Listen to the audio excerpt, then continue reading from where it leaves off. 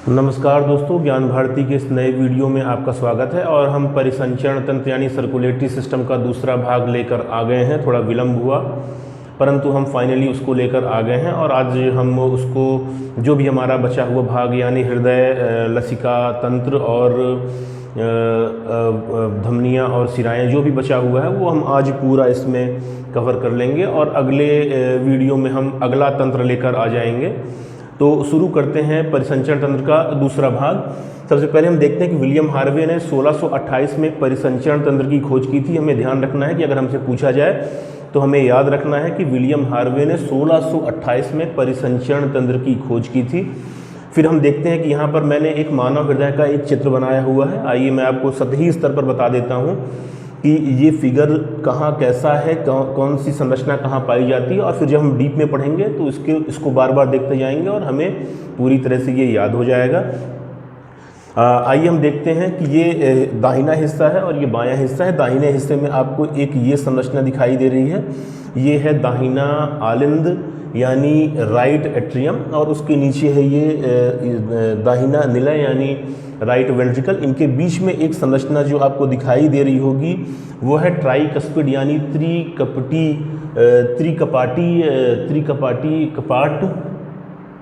त्रिकपाटी कपाट। ध्यान रखिएगा, मैंने आपको पहले ही बताया कि अपन प्रयास करें कि उसको अंग्रेजी में याद रखें, हमारे लिए अधिक सुविधा रहेगी, याद करने में आसान रहेगा और डिफरेंशिएट करने में बहुत आसान रहेगा। तो मैं इसे ट्राइकस्पिड वाल्व यानी कपाटी कहूँगा। तो ये ट्राइकस्पिड वाल्व जो है वो दाहिने हृदय में दाहिने आलिंद और निलय के बीच पाया जाना है, ये हमें याद रखना है। इसके बाद यहाँ एक और संरचना या कपाट दिखाई दे रहा है, ध्यान देंगे। इसको मैंने नीला रंग दिया हुआ है, यहाँ पे एक अपवाद है, ये है बेसिकली पल्मोनरी वाल्व। ये पल्मोनरी आर्टरी है जो दाहिने निलय से रक्त को फेफड़ों की तरफ ले जा रही है, परंतु जो यह रक्त होता है वो ऑक्सीजनेटेड यानी ऑक्सीकृत ब्लड नहीं होता। तो वो ऑक्सीकृत होने के लिए पल्मोनरी आर्टरी के माध्यम से पीछे फेफड़ों में जाता है। तो यहाँ एक अपवाद है कि हमारे शरीर में एकमात्र आर्टरी यानी धमनी जो बिना ऑक्सीजन युक्त यानी अशुद्ध रक्त को प्रवाहित करती है वो है पल्मोनरी आर्टरी, और उसका जो कपाट बनता है वो होता है पल्मोनरी कपाट, जो कि दाहिने निलय के पास पाया जाता है, ऊपरी हिस्से में यानी हृदय के दाहिने हिस्से में पाया जाता है। इसके बाद हम आते हैं बाएं तरफ। तो ये आपको बायां आलिंद आपको दिखाई दे रहा है यानी लेफ्ट एट्रियम, और उसके नीचे है बायां निलय यानी लेफ्ट वेंट्रिकल। उनके बीच में भी एक आपको कपाट जैसी संरचना दिखाई दे रही है, वो है मिट्रल वाल्व।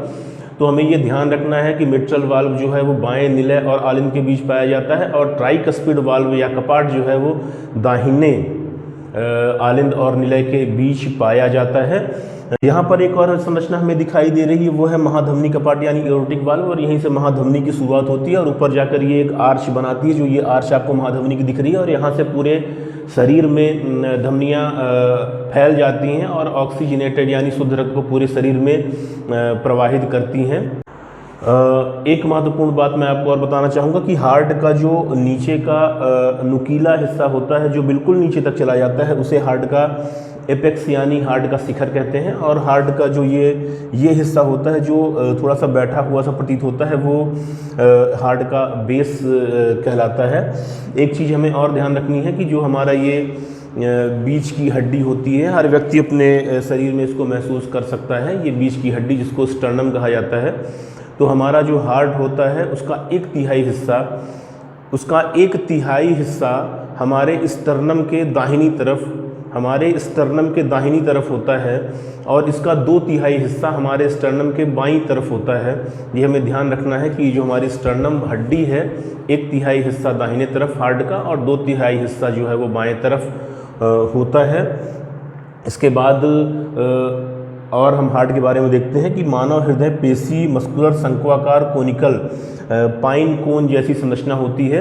तो मानव का हृदय जो है वो पेशी यानी मसल्स का बना हुआ है, और ये शंक्वाकार यानी कोनिकल तिकोनी संरचना होती है, परंतु जो एग्जैक्ट इसकी साइज बताई जाती है जीके की किताबों में वो है पाइन कोन जैसी संरचना। तो हमें कोनिकल तो याद ही रखना है, और अगर हम पाइन कोन याद रख सकें तो बहुत अच्छी बात है। तो बेसिकली जो प्रॉपर संरचना होती है वो पाइन कोन जैसी होती है।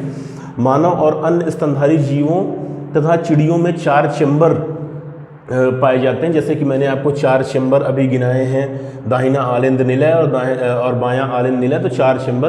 तो हम ध्यान रखेंगे कि मानव और अन्य स्तनधारियों यानी मनुष्य और मनुष्य जैसे अन्य जीव जो स्तन पान कराते हैं अपने बच्चों में, जैसे गाय है, भैंस है, बकरी है, ये हाथी है, ये सब स्तनधारी जीव कहलाते हैं।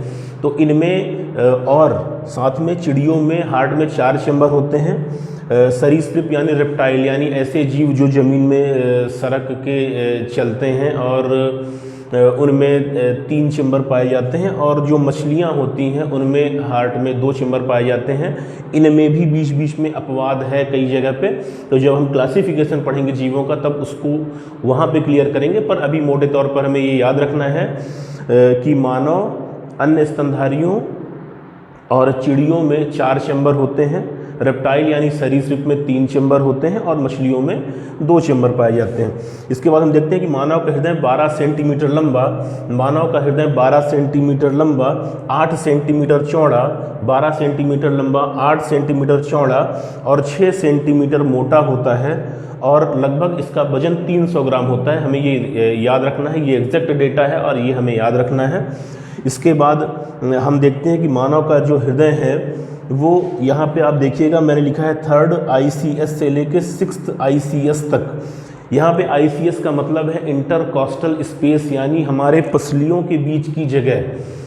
बहुत सारे कार्यों में या चिकित्सा क्षेत्र में हमें इंटरकॉस्टल स्पेस का यानी पसलियों के बीच की जगह का ध्यान रखना पड़ता है और ये एक मार्कर होता है कि उन पसलियों को गिन के हम कई बार सही अंग तक पहुंच के और उससे जुड़ी हुई जो भी असुविधा है उसको करेक्ट कर सकते हैं। तो इंटरकॉस्टल स्पेस है जो यहाँ पे इंडिकेट कर रहा है, यानी हमारे पसलियों के बीच की जगह। आप खुद भी महसूस कर सकते हैं कि हमारे पसलियों के बीच में जगह पाई जाती है। तो हमारा जो हार्ट है, मानव का जो हृदय है वो 3rd यानी तीसरे इंटरकॉस्टल स्पेस से लेके 6वें इंटरकॉस्टल स्पेस यानी तीसरे पसलियों के गैप से लेके 6वें पसलियों के गैप तक फैला होता है। दूसरा, यह T5 से T8 के बीच पाया जाता है। यहाँ पर जो T है वो थोरेसिक वर्टिब्रा यानी रीढ़ की हड्डी, थोरेसिक वर्टिब्रा यानी रीढ़ की हड्डी सामान्यतः 5 हिस्सों में सर्वाइकल, थोरेसिक, लंबर, सेक्रल और कॉसेक्स में बटी होती है। तो जो थोरेसिक वर्टिब्रा होती हैं वो हमारे धड़ की वर्टिब्रा होती हैं जो पीछे से सर्वाइकल के बाद थोरेसिक आती हैं। तो थोरेसिक यानी धड़ की वर्टिब्रा में ये T5 से T8 के बीच पाया जाता है। ये हमें याद रखना है क्योंकि अगर प्रश्न को किसी भी परीक्षा में कठिन बनाया गया तो इस तरह के सवाल पूछे जा सकते हैं। तो इंटरकॉस्टल स्पेस हमें 3 से 6 और थोरेसिक वर्टिब्रा का लेवल जो है वो 5 से 8 हमें ध्यान रखना है। तो इनके बीच पाया जाता है। दूसरा, हम देखते हैं कि हृदय एक दोहरी झिल्ली पेरिकार्डियम से घिरा रहता है। हार्ट के चारों तरफ एक दोहरी झिल्ली पाई जाती है जिसे पेरिकार्डियम कहते हैं। इस पेरिकार्डियम झिल्ली की दोहरी परत के बीच में एक पेरिकार्डियल द्रव भरा रहता है। यह पेरिकार्डियल द्रव बेसिकली बाहरी आघातों से, जर्क से, चोट से हृदय की रक्षा करता है। इसके अलावा जो हृदय होता है, पेरिकार्डियम के लेयर से जब हम आगे जाते हैं तो जो हृदय है वो 3 परत का बना होता है। हमें ध्यान रखना है कि पहले तो पेरिकार्डियम आएगी जो बाहरी आघात से रक्षा करेगी, उसे हम हृदय का हेलमेट भी कह सकते हैं कि जैसे आप हेलमेट वियर करते हैं वो आपकी रक्षा करता है, तो पेरिकार्डियम उसका हेलमेट कहा जा सकता है। उसके बाद जब हम हार्ट पे आते हैं तो उसमें 3 लेयर पाई जाती हैं। सबसे पहली जो लेयर होती है वो एपिकार्डियम होती है। एपिकार्डियम हार्ट के सबसे बाहर की लेयर होती है और ये पेरिकार्डियम से जुड़ी हुई होती है और यह चिकनाई एवं सुरक्षा प्रदान करती है। दूसरी जो लेयर है वह है मायोकार्डियम। मायोकार्डियम मध्य स्तर होता है और हृदय पेशियों का बना होता है। ध्यान रखेंगे, पहला है एपिकार्डियम जो सबसे बाहरी परत है, दूसरा है मायोकार्डियम। मायोकार्डियम बीच की लेयर होती है, हृदय पेशियों की बनी होती है, सर्वाधिक मोटी लेयर होती है। और एक चीज़ हम देखेंगे कि यह जो लेयर होती है मायोकार्डियम, यह हार्ट के मुख्य फंक्शन यानी जो उसका पंपिंग फंक्शन है, उस पंपिंग फंक्शन को ऑपरेट करने, उस पंपिंग फंक्शन को सिस्टमेटिक ढंग से चलाने के लिए सबसे महत्वपूर्ण मसल होती है। और यहाँ पे एक महत्वपूर्ण पॉइंट जो मैं आपको बता चुका हूँ, यह हृदयक पेशियों का बना होता है। हृदयक पेशियाँ वे पेशियाँ होती हैं जो जिंदगी भर बिना रुके काम करती हैं, लगातार चलती रहती हैं। तो मायोकार्डियम के बारे में हमें ये 2-3 चीज़ें याद रखनी है कि बीच की लेयर है, हृदयक पेशियों की बनी होती है, सबसे मोटी लेयर होती है, और हार्ट के मेन फंक्शन यानी पंपिंग सिस्टम को ऑपरेट यानी चलाने वाली सबसे महत्वपूर्ण परत होती है मायोकार्डियम। इसके बाद हम आते हैं एंडोकार्डियम। एंडोकार्डियम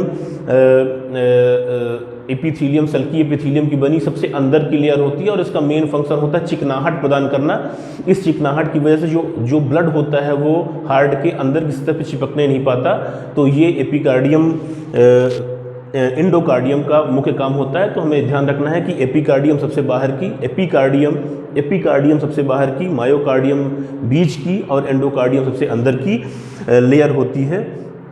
और एक चीज़ हमें ध्यान रखना है, हृदय भित्ति की मोटाई वेंट्रिकल्स में तथा हार्ट के बाएं भाग में अधिक होती है।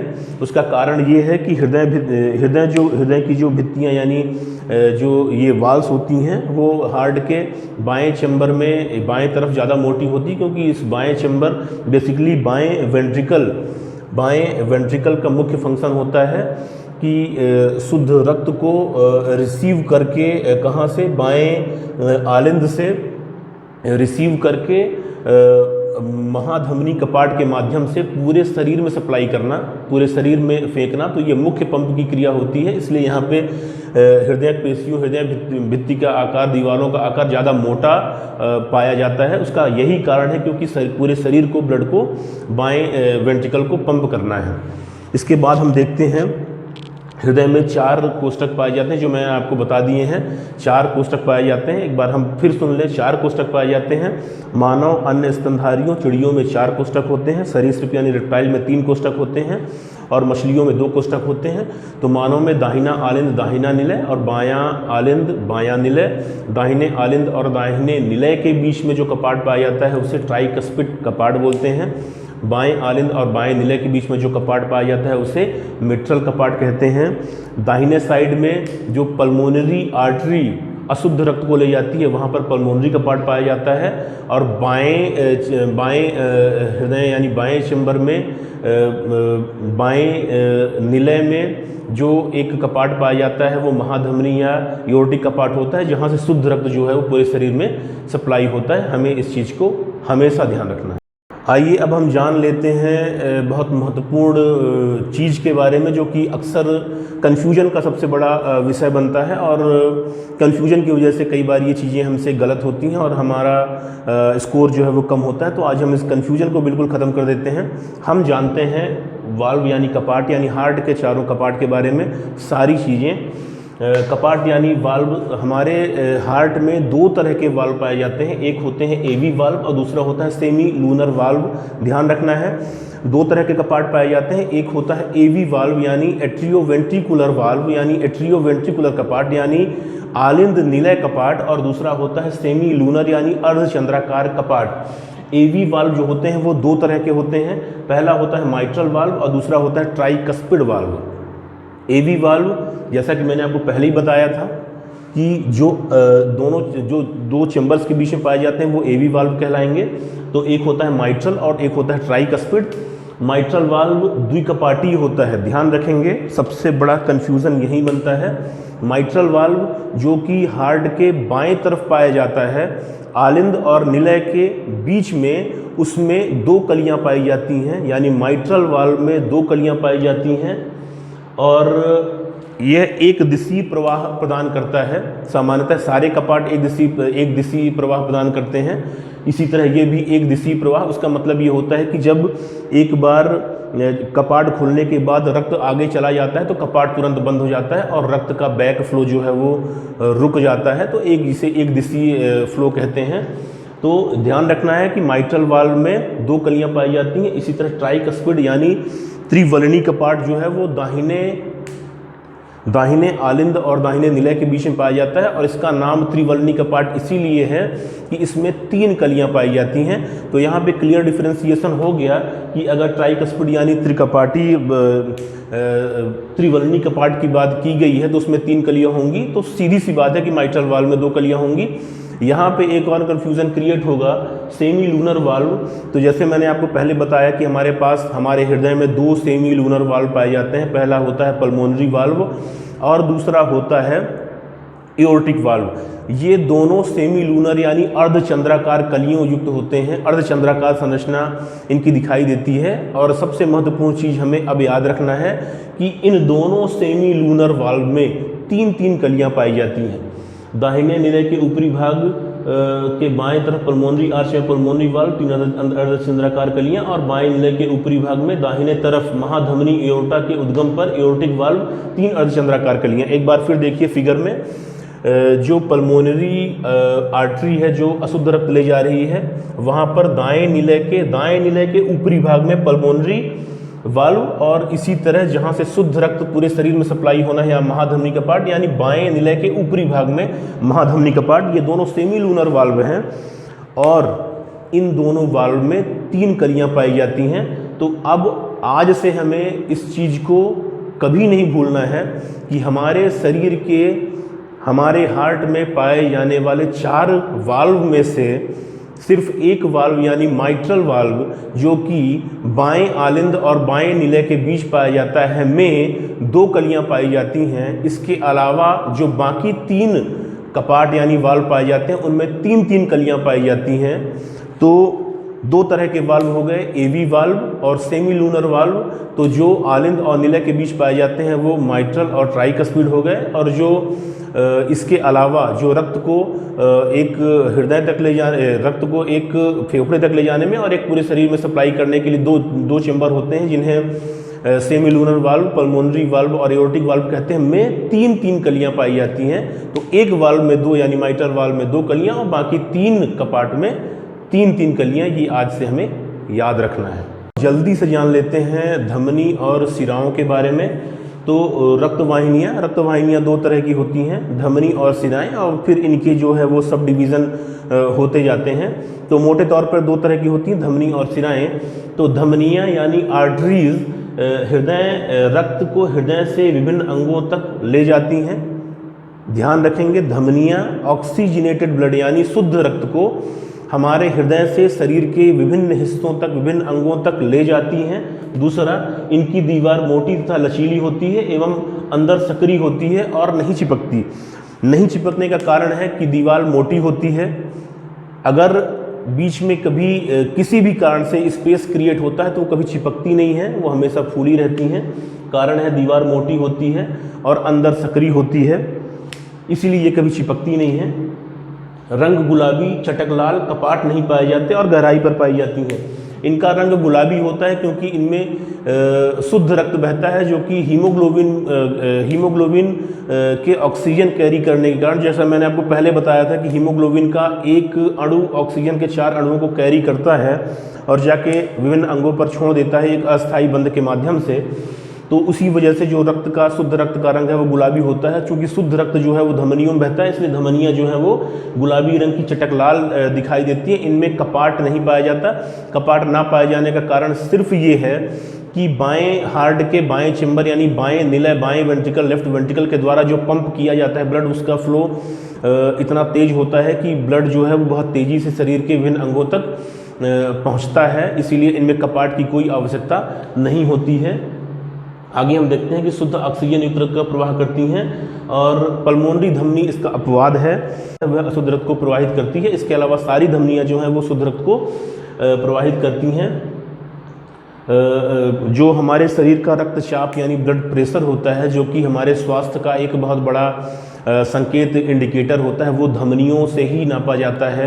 इस चीज़ को भी हमें ध्यान रखना है कि जो हमारे शरीर में विभिन्न हिस्सों में पाई जाने वाली धमनियां हैं, सामान्यतः हमारी कलाई की धमनी और हमारे ये एल्बो की धमनी जो होती है, यहाँ पर रक्तचाप नापा जाता है। और असामान्य परिस्थितियों में फिर पैर में भी लगा के रक्तचाप को नापा जाता है। बच्चों में पैर में लगा के रक्तचाप को नापा जाता है, तो वो एक अलग विषय है। परंतु हमें इस चीज़ को ध्यान रखना है कि जो रक्तचाप यानी मनुष्य के स्वास्थ्य का एक बड़ा इंडिकेटर होता है वह धमनियों से ही नापा जाता है। धमनियों के बाद धमनियाँ जब छोटी शाखाओं में विभाजित होती हैं तो उन्हें धमनिकाएँ यानी एट्रियोल्स कहते हैं।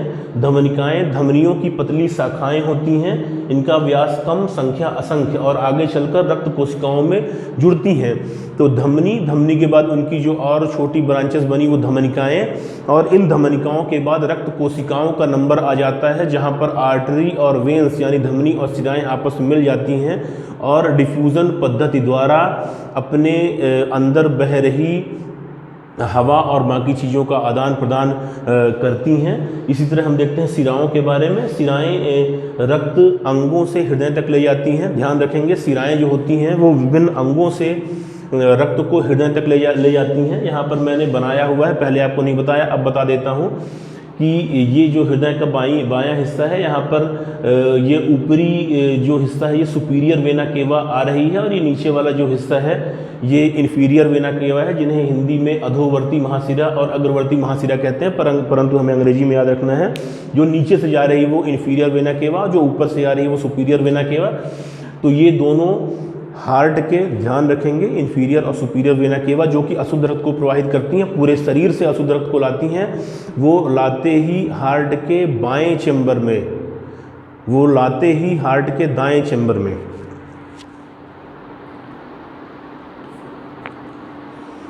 तो हमें इस चीज़ को ध्यान रखना है कि जो इन्फीरियर वेना केवा और सुपीरियर वेना केवा है वो पूरे शरीर से, विभिन्न अंगों से अशुद्ध रक्त को लाकर हमारे हार्ट के दाहिने ऊपरी भाग यानी दाहिने आलिंद में लाकर रक्त को छोड़ती हैं, और उसके बाद वो दाहिने निलय में जाकर और उसके बाद पीछे फेफड़ों में जाकर वो ऑक्सीजनेटेड यानी शुद्ध होता है।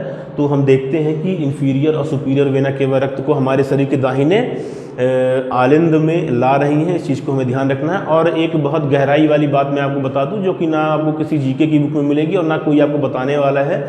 हमारे दाहिने आलिंद यानी जो हमारा राइट एट्रियम है वहाँ पे टोटल 5 जो हैं वो ओपनिंग होती हैं। उन 5 ओपनिंग के माध्यम से जो रक्त होता है वो पूरे शरीर से कलेक्ट होकर और बाएं दाहिने चैम्बर यानी दाहिने आलिंद में आता है। तो इस चीज़ को भी हमें ध्यान रखना है कि 5 ओपनिंग टोटल होती हैं। इन 5 ओपनिंग्स के माध्यम से ब्लड जो है वो दाहिने चैम्बर पे गिरता है।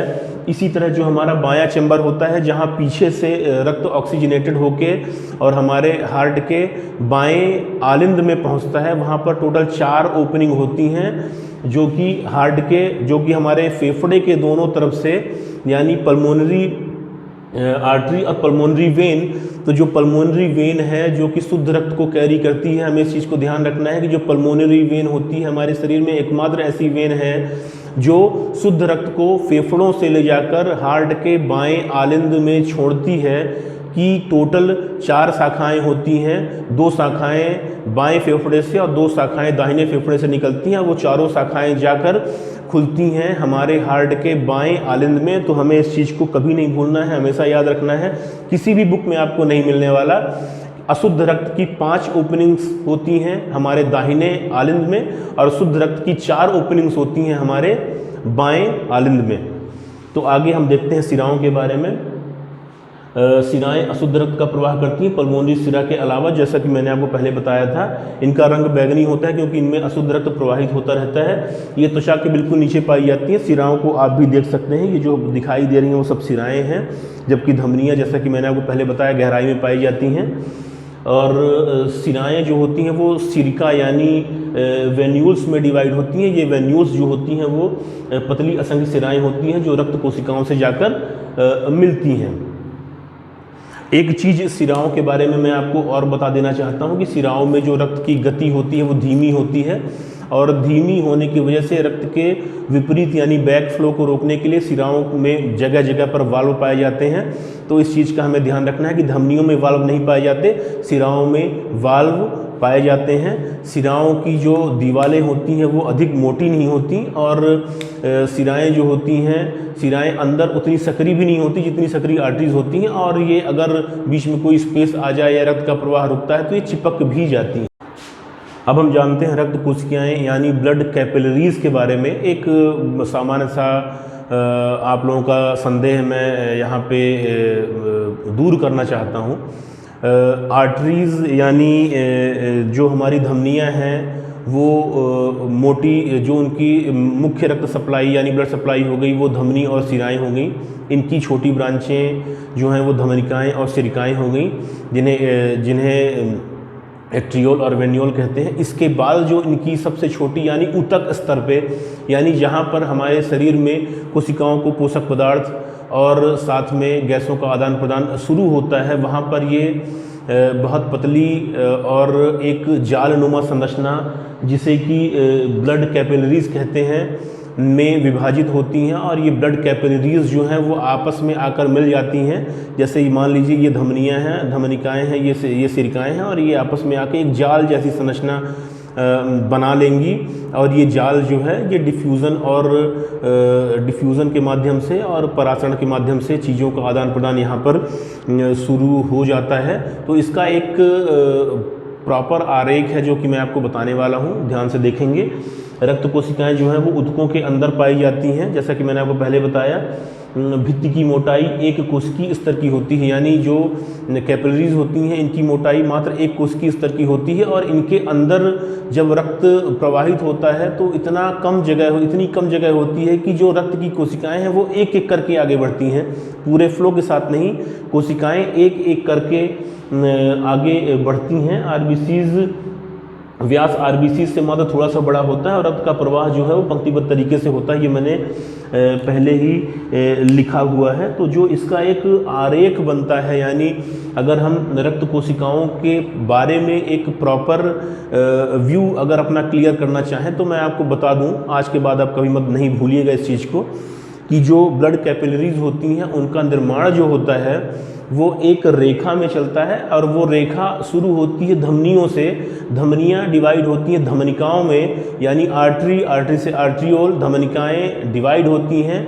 रक्त कोशिकाओं यानी ब्लड कैपिलरीज में। अब ये ब्लड कैपिलरीज जो धमनी के द्वारा निर्मित की गई हैं परिवर्तित होके जाके मिलती हैं उन ब्लड कैपिलरीज में जो कि वेन के द्वारा बनाई जा रही हैं। तो यहाँ पर रक्त कोशिकाएं धमनी और उसके बाद शुरू होती हैं रक्त कोशिकाएं सिरा की, और उसके बाद सिरिकाएं आती हैं और उसके बाद सिराएं आ जाती हैं। तो जो एक सीरीज चलती है वो धमनी से लेकर सिराओं तक चलती है, क्योंकि हमारे शरीर में शुद्ध रक्त जो होता है वो हार्ट के द्वारा पंप करके विभिन्न अंगों में भेजा जाता है, और अशुद्ध रक्त को विभिन्न अंगों से ले आकर सिराओं द्वारा पुनः हार्ट में शुद्ध होने के लिए, हृदय में शुद्ध होने के लिए दिया जाता है। इसलिए ये सीरीज जो है वो सिराओं से लेकर वेन तक, जो आर्टरी से लेकर और वेन तक चलती रहती है।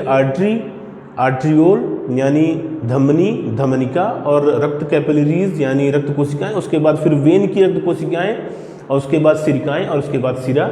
ये मैंने आरेख बनाया है, आप इसके स्क्रीनशॉट ले सकते हैं, इसे हमेशा ध्यान रखिए। और ऐसा मैं कोशिश कर रहा हूँ कि मेरे द्वारा ऐसा बताया जाए। अगर एक बार भी आप इस वीडियो को पूरा देखें तो हार्ट के बारे में ऐसा कोई कॉन्सेप्ट नहीं है जो आपका क्लियर ना हो जाए।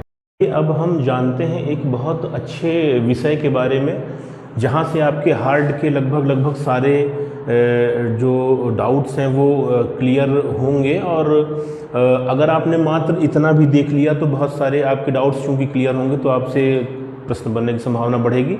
तो अगर इसी चीज़ को हम ध्यान से देख लें तो हार्ट का एक सार मैं इसे कह सकता हूँ हम जान लेंगे। इसे कहते हैं सर्कुलेटरी पाथवे या pathway of blood in the heart, यानी हार्ट के अंदर रक्त कैसे आता है और कैसे वो शुद्ध होकर हमारे पूरे शरीर में सप्लाई होने के लिए चला जाता है। तो हम देखते हैं कि सबसे पहले यानी 1 to 1 जो प्रक्रिया शुरू होती है वहाँ से मैं लेता हूँ। तो इस प्रक्रिया में सबसे पहले जो अंग, जो हिस्सा हार्ट का शामिल होता है वो होता है बायां आलिंद यानी लेफ्ट एट्रियम। इस बाएं आलिंद में दोनों फेफड़ों से पल्मोनरी वेन के द्वारा शुद्ध रक्त जो है वो बाएं आलिंद में 4 ओपनिंग्स के माध्यम से, यानी 2 बाएं फेफड़े से और 2 दाएं फेफड़े से निकलते हुए दाएं आलिंद में चारों ओपनिंग्स ओपन होती हैं, चारों छिद्र खुलते हैं और वहाँ पर शुद्ध रक्त को जो है वो बाएं आलिंद में छोड़ दिया जाता है। उसके बाद जो माइट्रल वाल्व होता है वो माइट्रल वाल्व खुलता है और माइट्रल वाल्व खुलने के बाद जो पूरा का पूरा रक्त है वो दाहिने यानी क्षमा करिएगा वो बाएं यानी लेफ़्ट वेंट्रिकल पे यानी लेफ़्ट हार्ट की बात हो रही है अभी, तो सबसे पहले एक्टिव हुआ लेफ़्ट एट्रियम जहाँ पर फेफड़ों से शुद्ध रक्त आया। उसके बाद माइट्रल वाल्व यानी 2 कपाट जिसमें होते हैं एवी वाल्व होता है वो खुला और रक्त जो है वो बाएं निलय यानी लेफ़्ट वेंट्रिकल में आया और लेफ़्ट वेंट्रिकल में जैसे ही रक्त आया तो ये कपाट बंद हो गया। उसके बाद हम देखते हैं कि जब रक्त जो है वो बाएं कपाट में आया तो महाधमनी कपाट खुल गए। महाधमनी कपाट जो कि पूरे शरीर में जहाँ से अब रक्त सप्लाई होना है तो महाधमनी कपाट खुल गए और महाधमनी कपाट खुलते ही जो रक्त है वो महाधमनी खुलते ही रक्त महाधमनी यानी एओर्टा में पहुंच गया और फिर ये कपाट जो है वो बंद हो गए जिससे कि रक्त का बैक फ्लो ना होने पाए। और उसके बाद जो रक्त है वो महाधमनी से धमनियों में, धमनियों से धमनिकाओं यानी आर्टेरियोल्स में, उसके बाद धमनी कोशिकाओं यानी ब्लड कैपिलरीज में प्रवाहित होता है। ब्लड कैपिलरीज जो हैं वो ऊतकों में यानी अंगों में पाई जाती हैं, हमारे शरीर के ऊतकों यानी अंगों में जहां ऑक्सीजन और बाकी चीज़ों की सप्लाई हमें करनी है।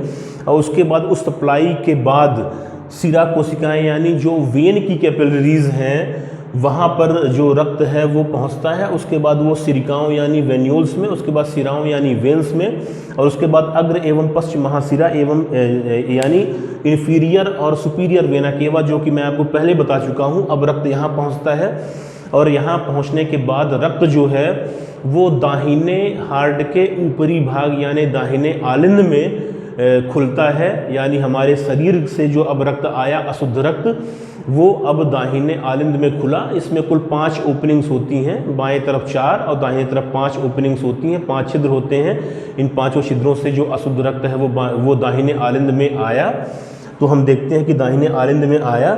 अब दाहिने आलिंद में भरने के बाद ट्राइकस्पिड यानी त्रिवलनी कपाट जो है वो खुल जाएंगे और त्रिवलनी कपाट खुलने के बाद जो रक्त है वो दाहिने निलय में प्रवेश कर जाएगा। दाहिने निलय में जैसे ही रक्त प्रवेश करता है ये कपाट बंद हो जाते हैं और उसके तुरंत बाद जो है वो पल्मोनरी धमनी के लिए पल्मोनरी वाल्व जो है वो खुल जाएंगे और वाल्व खुलते ही जो रक्त है वो निलय से पल्मोनरी आर्टरी में अशुद्ध रक्त भेज दिया जाएगा और ये अशुद्ध रक्त अब जो है अब कपाट बंद हो जाएंगे और ये अशुद्ध रक्त जो है वो फेफड़ों में जाएगा और ये फेफड़ों में जाने के बाद हम चूँकि ऑक्सीजन लगातार लेते रहते हैं तो ये फेफड़ों में जाने के बाद ये अशुद्ध रक्त ऑक्सीजनेटेड होगा। हमारे द्वारा ली गई ऑक्सीजन जो हम ले रहे हैं उसके माध्यम से डिफ्यूज़न मेथड द्वारा अब ये जो ऑक्सीजन है ये रक्त में मिलेगी। हीमोग्लोबिन जो है वो एक हीमोग्लोबिन 4 ऑक्सीजन के अणुओं को पकड़ेंगी, अस्थायी बंध बनाएंगी और उसके बाद यह जो शुद्ध रक्त है अब वह पल्मोनरी सिरा यानी पल्मोनरी वेन यानी दोनों फेफड़ों से निकली 2 पल्मोनरी वेन यानी अब ये 4 पल्मोनरी वेन जो हैं अब ये खुलेंगी हमारे हार्ट के बाएं ऊपरी भाग यानी बाएं आलिंद में। और इस तरह ये जो पूरी साइकिल है सर्कुलेशन की वो पूरी होती है। तो इसे हमें पॉइंट टू पॉइंट याद रखना है, कहाँ से शुरू होती है कहाँ ख़त्म होती है, कौन से कपाट कब ओपन होते हैं और सर्कुलेशन का पूरा पाथवे हमें ध्यान रखना है और इसी से हम जो है अपने कुछ प्रश्न जो है वो बना सकते हैं। और एक छोटी सी चीज़ मैंने और आप लोगों के लिए लिखी है कि जो हृदय की जो पूरी कार्य प्रणाली होती है वो हमारे पश्चिम मस्तिष्क यानी मस्तिष्क के जो 3 मुख्य भाग होते हैं तो उसमें से पश्चिम मस्तिष्क जो हमारे हृदय में मस्तिष्क में इस हिस्से में पाया जाता है। तो पश्चिम मस्तिष्क के मेडुला एब्लोंगेटा जो मेडुला एब्लोंगेटा संरचना होती है उसके कार्डियक केंद्र यानी उसमें एक कार्डियक सेंटर पाया जाता है जहाँ से हमारे हार्ट की जो क्रियाविधि है ऑटोमेटिक क्रियाविधि है वो कंट्रोल की जाती है और थायरॉक्सिन एवं एड्रीनेलिन नामक हार्मोन स्वतंत्र रूप से हार्ट की एक्टिविटी को कंट्रोल करते हैं। तो 2 चीज़ें हमें याद रखना है कि थायरॉक्सिन एवं एड्रीनेलिन हार्मोन स्वतंत्र रूप से हार्ट की एक्टिविटी को कंट्रोल करते हैं और पश्चिम मस्तिष्क के मेडुला एब्लोंगेटा में पाया जाने वाला कार्डियक सेंटर जो है वो हार्ट की क्रियाविधि को नियंत्रित करता है। इस चीज़ का हमें ध्यान रखना है।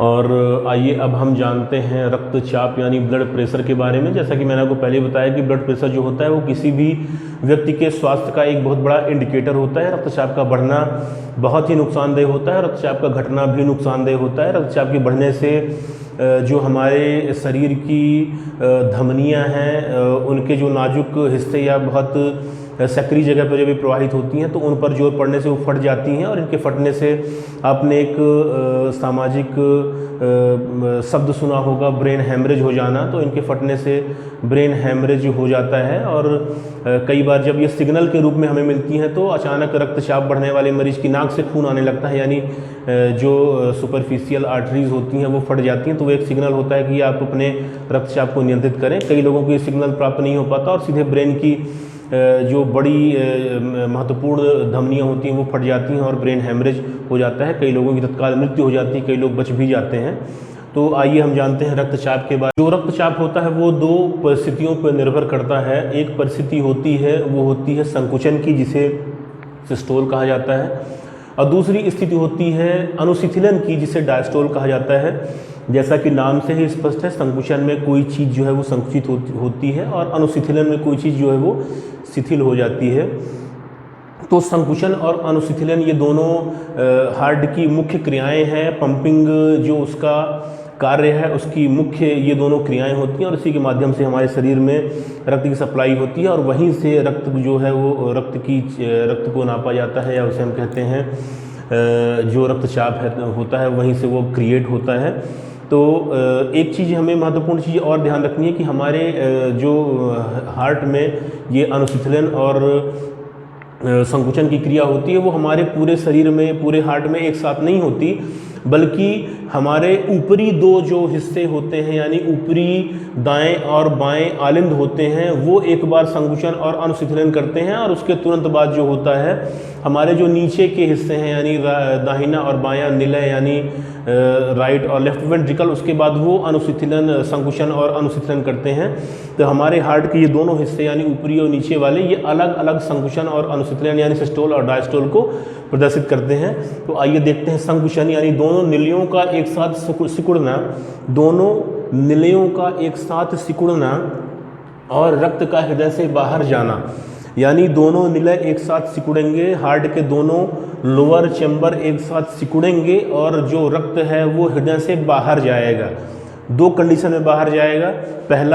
पहला दाहिने तरफ से वो फेफड़े में जा रहा है यानी हार्ट से बाहर जा रहा है, और दूसरा बाएं तरफ से वो पूरे शरीर में जा रहा है यानी वो हृदय से बाहर जा रहा है। तो संकुचन की कंडीशन में क्या होगा कि हमारे हार्ट के नीचे के दोनों वेंट्रिकल यानी निलय एक साथ जो है वो संकुचन करेंगे और रक्त जो है वो हृदय से बाहर जाएगा, दाहिने तरफ से फेफड़ों में और बाएं तरफ से पूरे शरीर में। और उस समय जो दाब क्रिएट होता है, तैयार होता है, वह दाब 120 mmHg यानी मिलीमीटर पर मरकरी, यानी मरकरी में पड़ने वाले 120 मिलीमीटर दाब के बराबर वह दाब होता है। इसीलिए सिस्टोलिक जो रक्तचाप होता है उसे 120 mmHg के बराबर चूंकि होता है, इसलिए 120 mmHg सामान्य व्यक्ति में माना जाता है।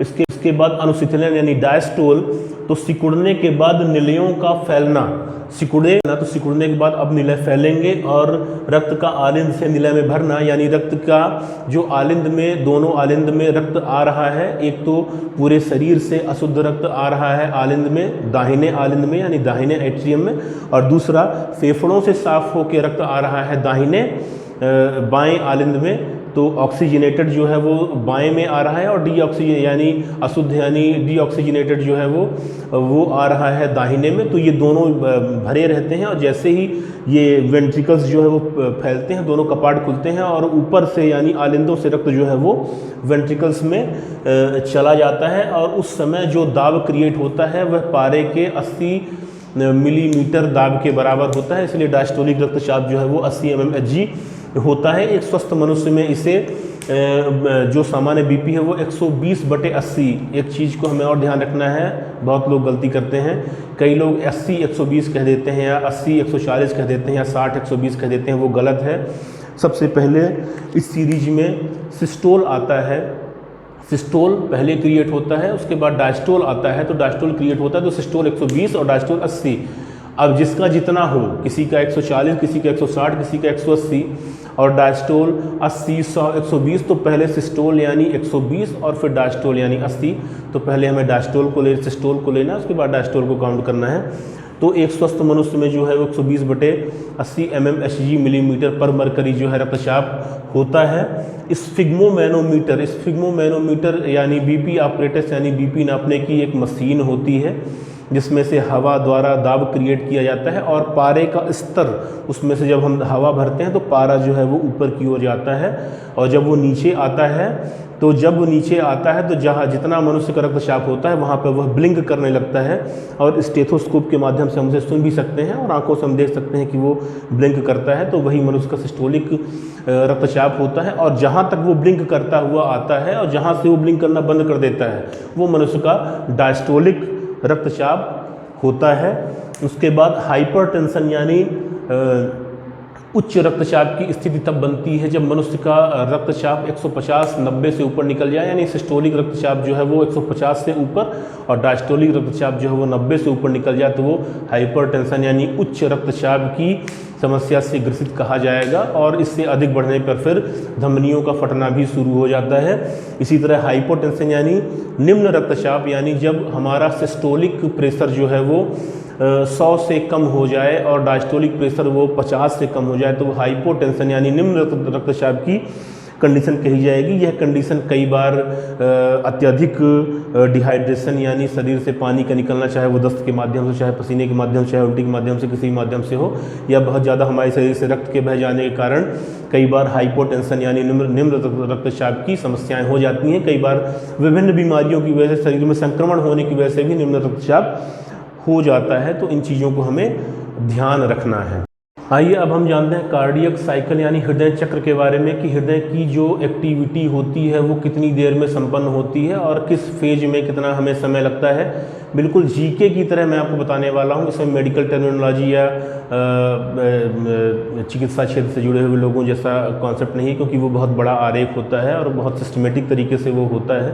मैं आपको सुपरफिशियल सतही तरीके से बताऊंगा जो आपको जीके स्तर पे काम आएगा।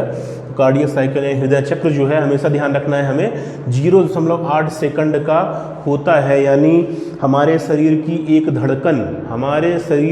धड़कन यानी एक सिस्टोल और एक डायस्टोल, यानी एक सिस्टोल एक डायस्टोल मिलकर एक धड़कन बना रहे हैं और ये धड़कन जो है वो 0.8 सेकंड की होती है। इसी तरह अगर एक मिनट में हम काउंट करेंगे तो 0.8 × 60 यानी एक मिनट में 60 सेकंड, तो कैलकुलेशन आएगा 72 प्रति मिनट। इसीलिए कहा जाता है कि सामान्य मनुष्य के हृदय की धड़कन जो होती है वो 72 प्रति मिनट होती है। वहाँ से हम जान लें कि वो इसलिए होती है कि हमारे हार्ट की एक धड़कन तैयार होने में, हमारे हार्ट को एक बार पंप करने में 0.8 सेकंड का समय लगता है। तो एक मिनट में वह 72 बार धड़केगा, यानी एक धड़कन में 0.8, तो एक मिनट में 72 बार हमारा हृदय धड़केगा। अब इसमें बेसिकली 4 चक्र होते हैं, उन 4 चक्रों के बारे में सुपरफिशियली हम जान लेते हैं।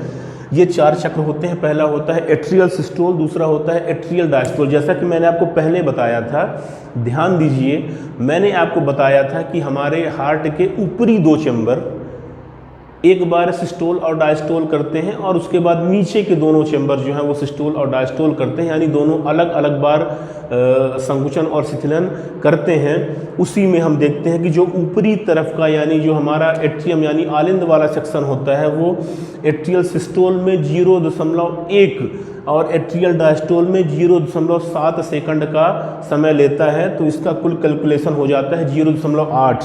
ये क्रियाएं एक साथ चलती हैं, नीचे और ऊपर एक साथ चलती हैं, इसलिए टोटल कैलकुलेशन वैल्यू जो होती है वो 0.8 होती है। परंतु अलग अलग डिवाइड करके जब हम देखेंगे तो एट्रियल सिस्टोल में 0.1 और एट्रियल डायस्टोल में 0.7 सेकंड का समय लगता है। इसी तरह वेंट्रिकुलर सिस्टोल में 0.3 और वेंट्रिकुलर डायस्टोल में 0.5, यानी हमारे निचले हिस्से से ब्लड जब शरीर के बाहर भेजा जाता है, यानी दाहिने तरफ से फेफड़ों में और बाएं तरफ से हमारे शरीर में, तो उस क्रिया में 0.3 सेकंड का समय लगता है, और उनके अनुशिथिलन यानी डायस्टोलिक पीरियड में जब ऊपर यानी आलिंदों से रक्त उनमें भरता है तो उनमें 0.5 सेकंड का समय लगता है।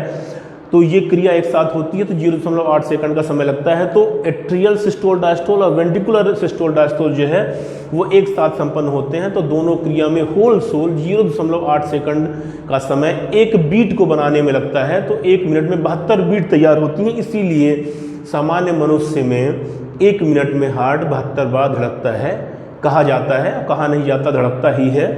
इसी तरह हम देखते हैं ब्रेडिकार्डिया। ब्रेडिकार्डिया वह स्थिति होती है जब मनुष्य का हृदय जो है वो 60 बार से कम धड़कने लगे। ऐसा कुछ विशेष परिस्थितियों में होता है, जैसे किसी व्यक्ति को अगर ब्रेन हैमरेज हो जाए, तो ब्रेन हैमरेज होने पर उसके दिमाग में प्रेशर बढ़ जाता है और उसका शरीर, उसका हार्ट जो है वो ब्रेडिकार्डिया में चला जाता है, उसकी पल्स जो है वो कम हो जाती है, उसे ब्रेडिकार्डिया कहते हैं। दूसरी परिस्थिति होती है कि अगर कोई व्यक्ति बहुत मेहनत करने वाला है, कोई एथलीट है, बहुत दौड़ता है, तो उसके हार्ट को बहुत जल्दी और कम समय में ज़्यादा सप्लाई करने की आदत हो जाती है, तो उस समय भी ब्रेडिकार्डिया क्रिएट होता है। दूसरा होता है टेकीकार्डिया। टेकीकार्डिया का मतलब होता है हार्ट की धड़कन का 100 से अधिक बार बढ़ जाना। कई कारणों से होता है, अचानक घबरा जाने से, बुखार आने पे, शरीर से रक्त का स्त्राव हो जाए या द्रव की कमी हो जाए, पानी की कमी हो जाए।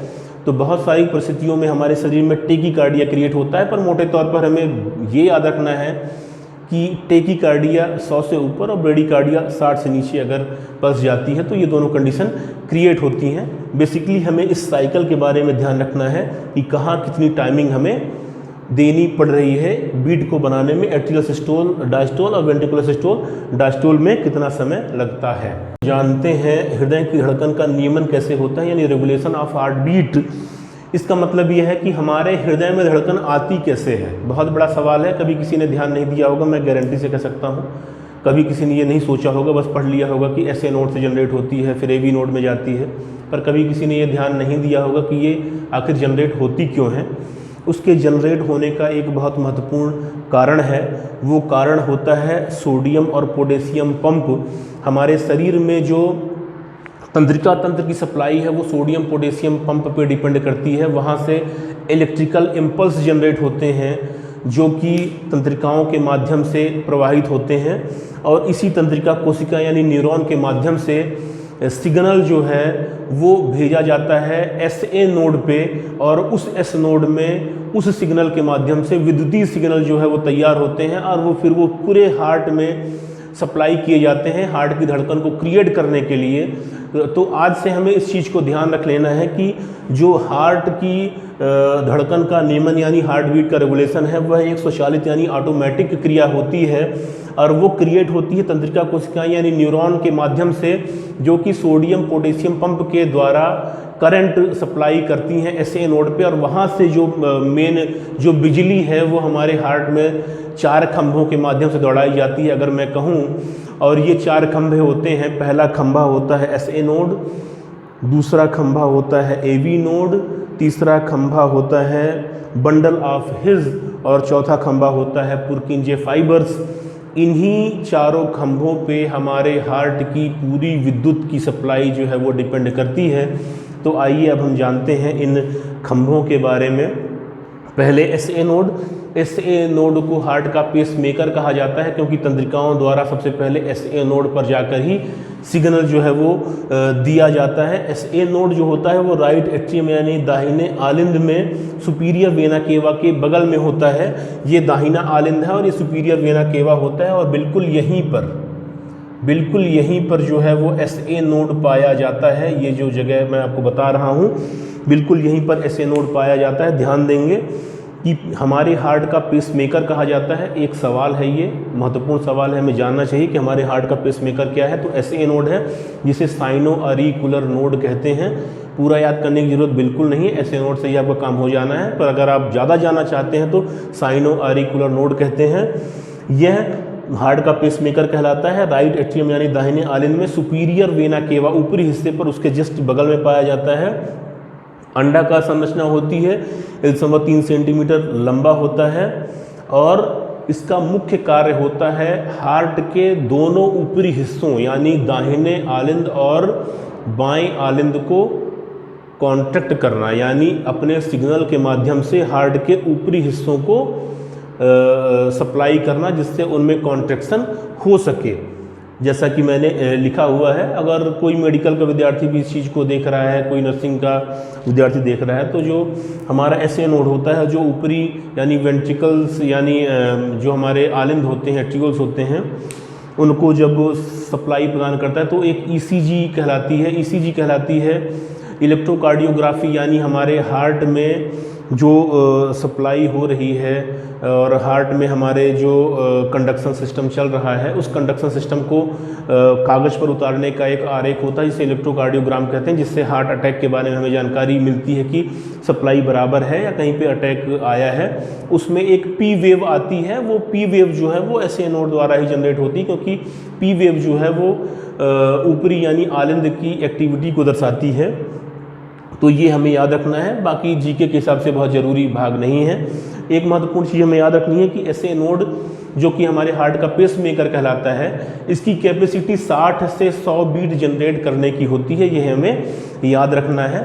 तो SA नोड जो है वो पेस मेकर कहलाता है, राइट एट्रियम यानी दाहिने आलिंद में सुपीरियर वेना केवा के बगल में पाया जाता है, अंडाकार होता है, 1.3 सेंटीमीटर लंबा होता है, कॉन्ट्रैक्ट करता है यानी संकुचन करवाता है ये हार्ट के ऊपरी हिस्सों को, और उसके बाद जो है P वेव जो है वो ECG में इंडिकेट होती है, जो इसको इंडिकेट करती है 60 से 100 बीट पर मिनट जनरेट करता है। और उसके बाद जो जनरेट की गई ऊर्जा है यानी इलेक्ट्रिकल इम्पल्स है, उसे वो सप्लाई कर देता है AV नोड यानी एट्रियोवेंट्रिकुलर नोड के लिए।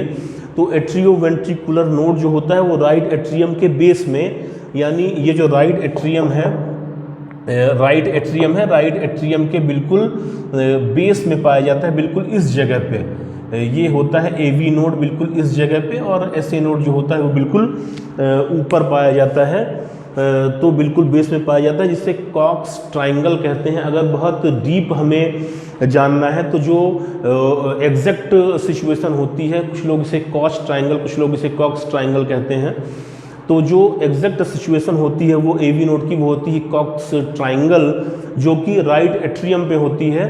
तो SA नोड भी राइट एट्रियम के ऊपरी हिस्से से और AV नोड भी राइट एट्रियम के निचले हिस्से से, जिसे कॉक्स ट्रायंगल कहते हैं, में पाया जाता है। और मेन काम जो होता है वो कॉन्ट्रैक्शन होता है, वो जो इसका मेन काम होता है वो होता है कनेक्शन। कॉन्ट्रैक्शन का मेन काम होता है SA नोड का, जो कनेक्शन का मेन काम होता है वो होता है AV नोड का। तो ये SA नोड और AV नोड के बीच जो सिग्नल की सप्लाई होती है उसको SA से AV लाता है और कनेक्शन करवाता है एट्रियम और वेंट्रिकुलर के जो संकुचन है उसमें कोऑर्डिनेशन तैयार करता है। यानी SA नोड जो होता है वो एट्रियम को संकुचित करते हैं, उसके बाद सिग्नल को AV नोड भेजते हैं। AV नोड जो है एक पाथवे क्रिएट करता है और ऊपरी और निचले हिस्से के बीच एक सामंजस्य तैयार करता है संकुचन के लिए। जो ये संकुचन ऊपरी और निचले हिस्सों में चल रहा है उसमें एक संतुलन बनाए रखने की स्थिति जो है वो AV नोड द्वारा तैयार की जाती है, सामंजस्य किया जाता है। ये सिग्नल्स को प्रोटेक्शन भी प्रदान करता है और जो इनकी सेल्फ जो प्रोटेक्शन होता है वो वेंट्रिकल्स को प्रदान करता है। और ये प्रोटेक्शन बेसिकली मैं आपको बता देना चाहता हूँ कि ये प्रोटेक्शन ऐसा होता है कि कई बार अनियमित धड़कन हार्ट के ऊपरी हिस्से से तैयार हो जाती हैं और ये अनियमित धड़कन जो है वो हार्ट को बहुत तेज़ी से धड़काने लगती हैं। ऐसी कंडीशन में अगर सिग्नल वेंट्रिकल्स तक पहुंच जाएंगे तो हार्ट जो है वो बहुत तेज़ी से पंप करेगा और कई बार मनुष्य की जल्दी ही मृत्यु हो जाती है। तो इस चीज़ को प्रिवेंट करने का काम भी जो है वो सिग्नल्स को प्रिवेंट करने का काम भी AV नोड करता है। और दूसरा जो इनकी सेल्फ जनरेशन कैपेसिटी होती है, उत्पादन की क्षमता होती है, वो होती है 40 से 60 बीट पर मिनट। इसके बाद हम देखते हैं बंडल ऑफ हिज के बारे में। तो बंडल ऑफ हिज जो होते हैं तो AV नोड के नीचे पाए जाते हैं। यानी अगर मैं आपको फिगर में बताऊं तो फिगर में जो बंडल ऑफ हिज होते हैं वो बिल्कुल एग्जैक्टली यहाँ पर पाए जाते हैं। ये बंडल ऑफ हिज हैं, ये होता है AV नोड, ये होता है SA नोड। SA नोड से सिग्नल जो है वो AV नोड आए, AV नोड से ये बंडल ऑफ हिज में गए। अब बंडल ऑफ हिज की दो ब्रांच होती है, राइट बंडल और एक होती है लेफ्ट बंडल।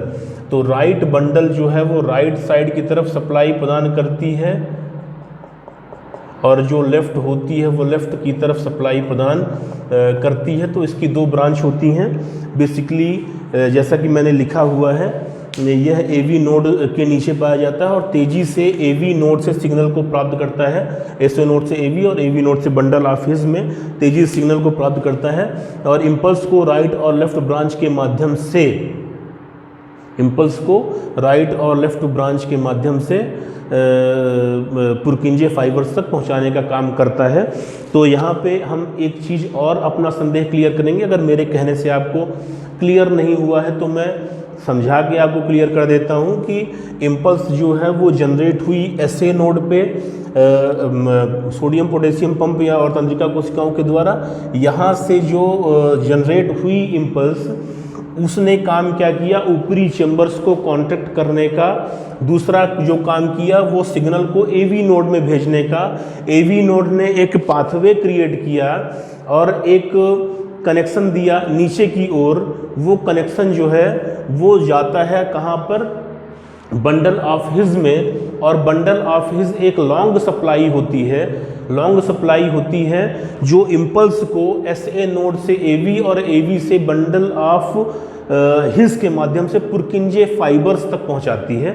इस चीज़ को हमें ध्यान रखना है कि कॉन्ट्रैक्शन का काम SA नोड करता है, उसके बाद AV नोड जो है वो सप्लाई ले जाने का काम एक सब स्टेशन का काम करता है। वो सब स्टेशन जो है वो खंभों तक गया, खंभे हम कह सकते हैं बंडल ऑफ हिज को। यहाँ से अलग अलग शहरों में डिवाइडेशन हो गया, एक राइट चला गया और एक लेफ़्ट चला गया और यहाँ से करंट सप्लाई जो है पुरकिंजे फाइबर्स तक, यानी अब ये सप्लाई जो है वो घरों तक जा रही है।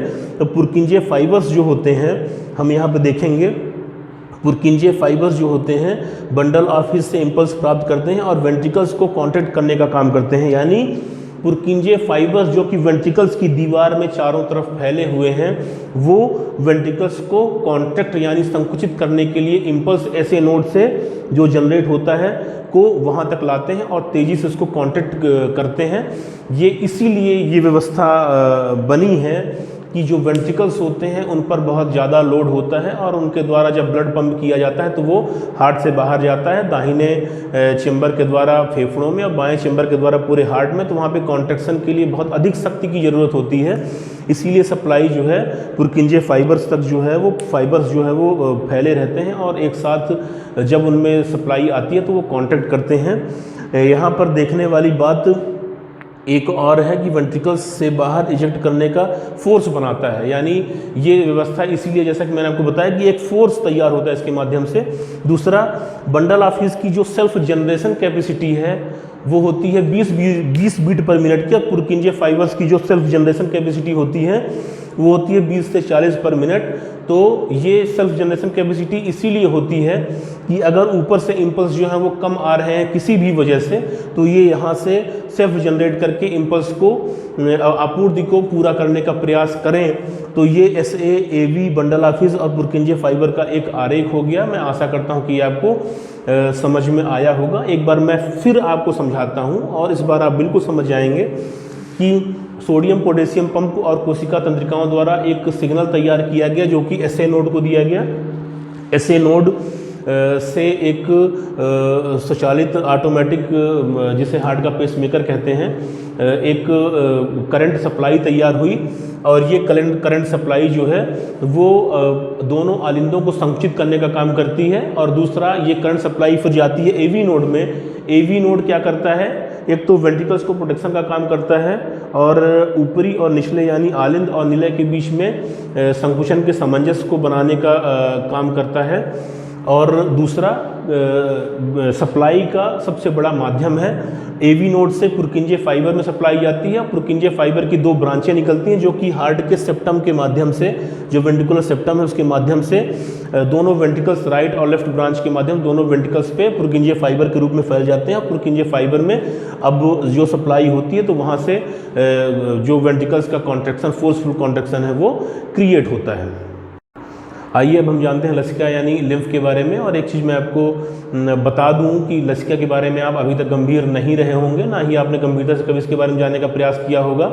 उसका एक कारण ये भी है कि लसिका से जुड़े प्रश्न जो हैं परीक्षाओं में कम पूछे जाते हैं, परंतु अगर आ जाएं तो हमारा समीकरण जरूर बिगाड़ सकते हैं अगर हमसे नहीं बनेगा तो। इसलिए लसिका के बारे में मैं आपको एक कॉम्पैक्ट बहुत सटीक जानकारी देने वाला हूं, और ये भी कह सकता हूं कि अगर इतना भी आपने जान लिया तो लसिका से कोई भी क्वेश्चन आपका आउट नहीं होने वाला है, आपसे ज़रूर बनेगा।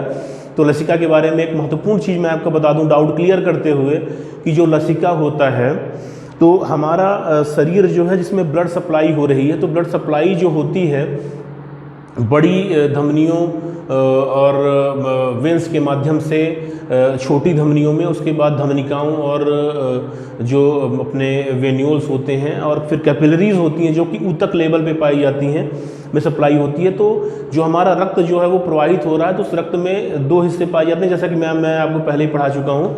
55% भाग प्लाज्मा का होता है, 45% भाग जो है वो जीवित भाग रक्त कणिकाओं का होता है, प्लाज्मा जो है वो मृत भाग कहलाता है। तो जो रक्त प्रवाहित हो रहा है, तो इस प्रवाहित रक्त से विसरण के माध्यम से प्लाज्मा छन छन के बाहर आता रहता है और ऊतकों के बीच में इकट्ठा होता रहता है।